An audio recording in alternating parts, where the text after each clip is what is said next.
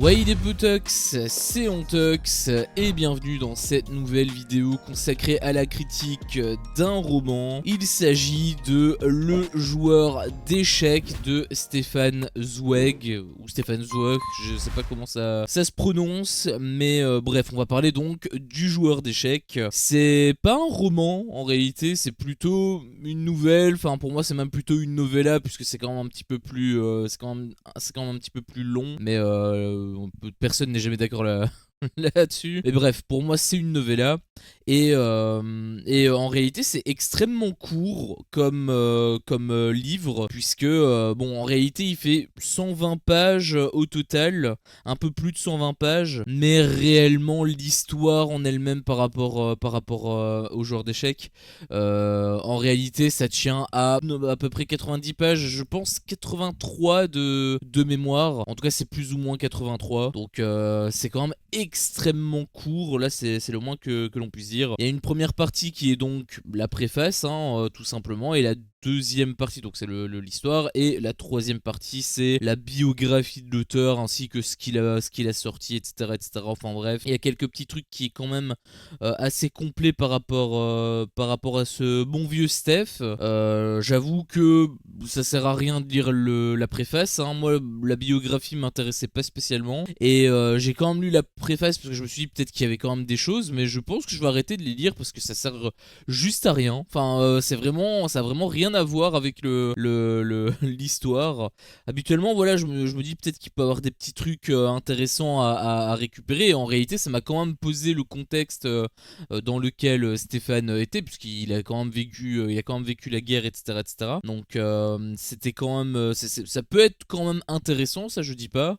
Juste moi vraiment si je lis des livres c'est uniquement pour l'aspect fiction, enfin l'aspect histoire des romans ou des nouvelles, novellas, peu importe. Donc voilà, la préface ne sert à rien. Donc si vous voulez passer directement l'histoire, vous pouvez. Et qu'est-ce que je peux dire par rapport à cette novella? Eh bien, je l'ai bien aimé. Franchement, c'est la première fois en fait que je lis du Stefan Zweig, et j'ai beaucoup apprécié en réalité sa plume. Il a quand même de longues phrases qui peuvent un petit peu rébuter certains, et je peux totalement le comprendre, mais j'ai trouvé que c'était quand même très compréhensible ce qu'il disait, c'était très facile pour moi à lire, et franchement c'est passé tout seul. Déjà c'est extrêmement court, comme j'ai dit ça fait à peu près 83 pages, et le truc c'est que je l'ai lu vraiment en une journée, même pas en fait, en une soirée je l'ai lu. Donc ça m'a peut-être pris, je sais pas, peut-être 2 heures maximum. J'avoue que je me chronomètre pas, je sais pas combien de temps ça me prend. Ça peut m'en prendre au moins, ça peut m'en prendre plus. Mais quoi qu'il en soit, ça se fait vraiment en one shot quoi. Et de toute façon, vous avez intérêt à le lire en one shot. Alors après ça dépend, je sais qu'il y en a qui s'en foutent, mais moi typiquement je peux pas m'arrêter en plein milieu d'un chapitre. Ça me fait chier de m'arrêter en plein milieu d'un chapitre. Et le problème c'est qu'il y a pas de chapitre en fait. Donc par rapport à celui-là, c'est tu commences, il y a plus rien jusqu'à la fin en fait. Il y a pas de chapitre, il y a pas de séparation, il y a que dalle. Donc moi ça m'a un petit peu fait chier, c'est pour ça que je l'ai lu en un coup. Mais après ça se lit quand même extrêmement vite, donc en réalité tu vois pas le temps passer. Est-ce que je le recommande quand même pour les débutants? Honnêtement pas trop, parce que je pense quand même que les longues phrases, les longs paragraphes, ça peut quand même rébuter. Moi j'avoue que je suis pas spécialement sensible de ça. J'ai déjà lu l'appel de Cthulhu par exemple de Lovecraft, et ça m'a pas spécialement posé problème, alors que justement j'ai un pote qui l'avait lu aussi et il m'avait dit que c'était horrible pour lui à lire. Donc j'imagine qu'il y a certaines sensibilités là-dedans, donc je pense que c'est pas forcément opportun pour un débutant je parle, de lire Le joueur d'échecs. Mais après pour les confirmer, et même j'ai envie de dire pour les intermédiaires, franchement même pour les intermédiaires vous pouvez y aller. Je pense que vous n'allez pas trop kiffer peut-être, en tout cas pas autant que moi, parce que moi j'ai vraiment beaucoup aimé, mais je pense que vous pouvez quand même y prendre du plaisir. Clairement l'histoire était quand même assez palpitante, j'avais trouvé, donc c'était quand même plutôt chouette. Sinon pour un petit peu spoiler, donc attention là ça va spoiler, donc autant partir directement sur la partie note, pour avoir la note que je mettrai au roman. Mais sinon pour un petit peu spoiler, j'avais quand même même apprécié la première partie, notamment l'histoire du champion du monde, donc son passé notamment. J'avais trouvé que c'était très intéressant d'avoir un champion du monde comme ça. Je sais pas si ça existe d'ailleurs, un champion du monde qui en réalité est con comme un balai à chiottes. Je, je sais pas, j'imagine que non, mais j'avais trouvé quand même que voilà le contraste était assez drôle. Et par contre, concernant justement le monsieur M, c'est comme ça que non Monsieur B, je pense. Concernant Monsieur B, par contre, j'ai moins apprécié son histoire, en tout cas le début, hein, la partie où il expliquait qui il était, son père avocat, tout ça, tout ça. Il était un petit peu en bis avec les grandes puissances, etc., etc.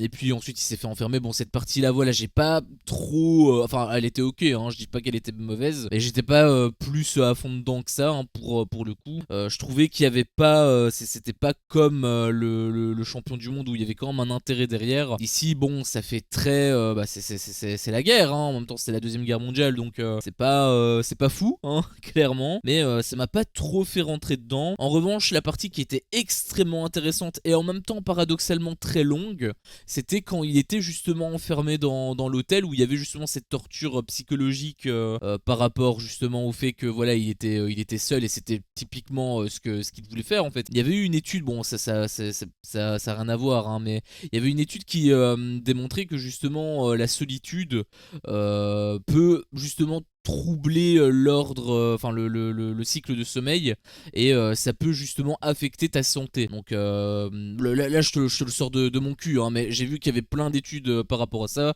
Après il y a plein de résultats et d'analyses différents. Au pire allez checker vous-même si jamais vous avez envie d'y voir un petit peu plus loin. Mais j'avais trouvé que justement c'était assez intéressant d'avoir ce parallèle entre la torture par rapport justement à la solitude, et les répercussions qui peut avoir, parce qu'en fait on voit le point de vue de Monsieur B, donc on ressent vraiment tout ce qu'il a ressenti. Et c'est pour ça que je dis que c'était c'est assez long, surtout la première partie avant qu'il découvre le livre qui est dans la veste du militaire, puisqu'il répète beaucoup de fois que voilà il voit toujours les mêmes trucs, il voit toujours les mêmes éléments, la table, la porte, le lit, la fenêtre, les murs, etc., etc. Et en fait il devient complètement fou par rapport à ça, parce qu'il est resté plusieurs semaines là-dedans, et il me semble qu'il était resté 2 mois si je dis pas de bêtises. Et en fait au début plus je lisais, plus je me suis dit, enfin sur la fin en tout cas, plus je me suis dit bon c'est bon, là on a compris, hein, on a compris ce que tu voulais dire, pas la peine de répéter 20 000 fois, est-ce que tu peux avancer s'il te plaît. Au début c'était ça que je me suis dit, et en fait à la toute fin, donc il avait donné, je sais plus c'était quoi exactement comme ligne, mais en gros il t'a fait comprendre que l'objectif des nazis c'était typiquement de le faire craquer. Et en fait justement en développant tout ça, eh bien il craquait complètement, il était littéralement en train de se briser, et il était même à 2 doigts de tout balancer d'ailleurs. Donc j'avais trouvé que quand on a eu enfin pas cette révélation, mais quand il a un petit peu exposé l'objectif de tout ça, et que finalement ça a mis un petit peu en lumière le but de tout ça, je me suis dit que en fait finalement c'était assez bien retranscrit, même si c'était long. En fait artistiquement c'est quand même puissant, parce que enfin il est vraiment en train de nous montrer, typiquement je commençais à être impatient de lire en fait toujours les mêmes trucs en boucle, et j'avais envie de passer à la suite. Et en fait le ressenti que j'ai eu, je me suis senti exactement comme Monsieur B à ce moment là, parce que j'ai ressenti exactement au même moment. Ça c'était quand même incroyable,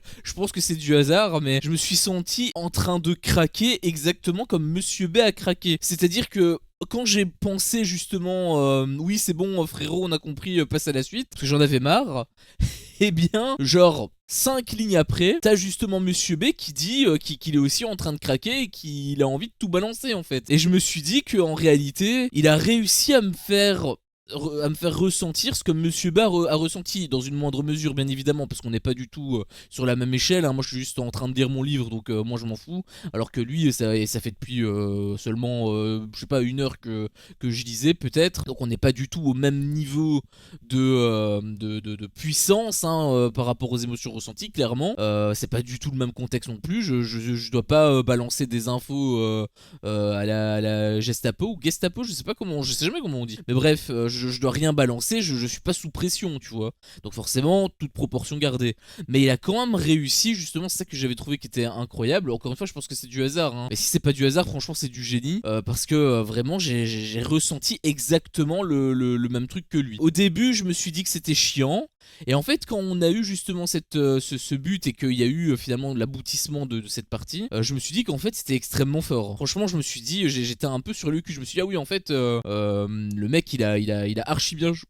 Il a archi bien joué, tu vois. Et ensuite, il y a eu donc cette partie avec le machin, le livre d'échecs, que là j'avais trouvé par contre qui était beaucoup plus intéressant parce qu'on voyait vraiment qu'il était un petit peu, il avait une bouffée d'air frais au début. C'était justement ça le lien que moi j'attendais, parce qu'au début, quand je voyais toute son histoire et tout, je me suis dit, mais attends, mais c'est quoi le lien avec les échecs là? Parce qu'il est censé dire pourquoi enfin, c'est quoi son histoire et du coup, quel est le lien qu'il a avec les échecs? Parce qu'il disait que ça faisait 20 ans qu'il avait plus fait une partie et là, le mec, il est en train de battre le champion du monde. Donc, qu'est-ce qui se passe en fait, comment ça se fait, tu vois? C'est un prodige, qu'est-ce qui se passe? Et donc comme il explique son histoire, moi j'attendais avec impatience justement le carrefour entre les échecs et lui-même.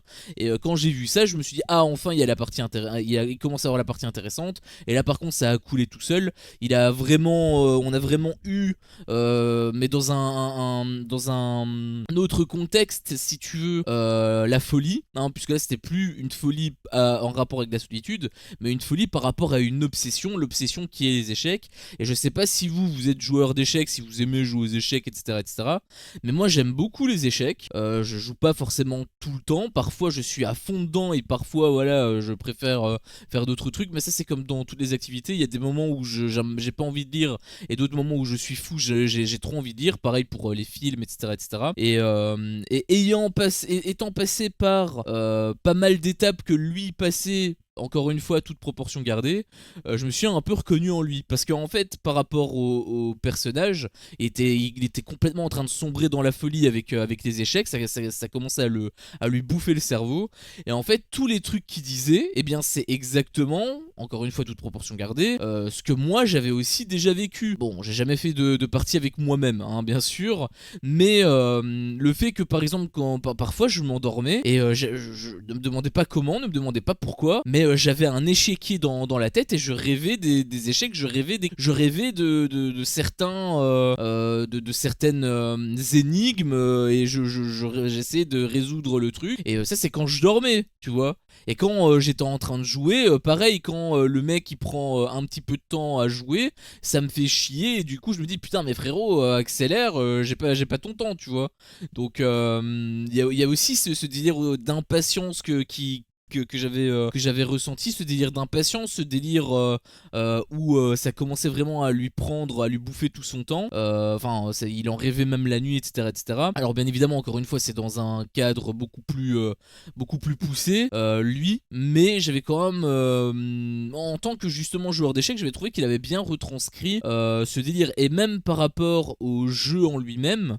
Alors si vous jouez aux échecs, c'est beaucoup plus simple pour vous de comprendre ce qu'il dit, parce que quand il parle par exemple de cases C4, etc., etc., moi je savais que c'était les cases d'un échiquier, donc je visualisais directement. Peut-être que vous, l'exercice risque d'être un petit peu plus compliqué, parce que forcément vous n'êtes pas forcément enfin j'allais dire une lumière, mais plutôt dans le sens où il faut pas forcément être intelligent pour gagner aux échecs. D'ailleurs bon, après voilà, c'est une fiction, mais en réalité c'est juste des mécanismes à avoir, des automatismes, et c'est juste un exercice et une forme d'intelligence parmi tant d'autres, tu vois. D'ailleurs, c'est pour ça que j'avais aussi apprécié le personnage de Sentovic, puisque ça retranscrivait également ça. Donc, j'avais quand même été assez content de son truc.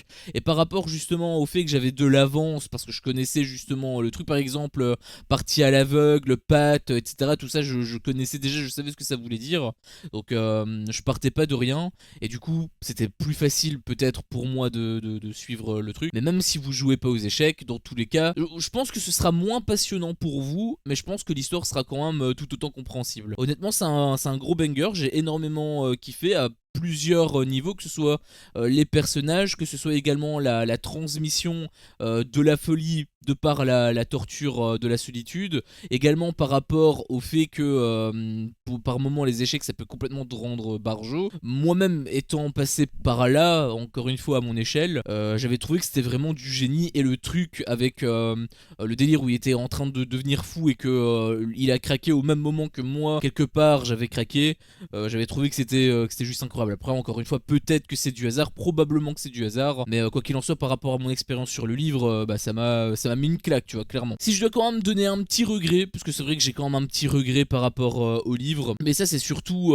des attentes que moi j'ai, parce que je kiffe ça, c'est encore une fois c'est vraiment purement un goût que j'ai, c'est purement mes goûts à moi.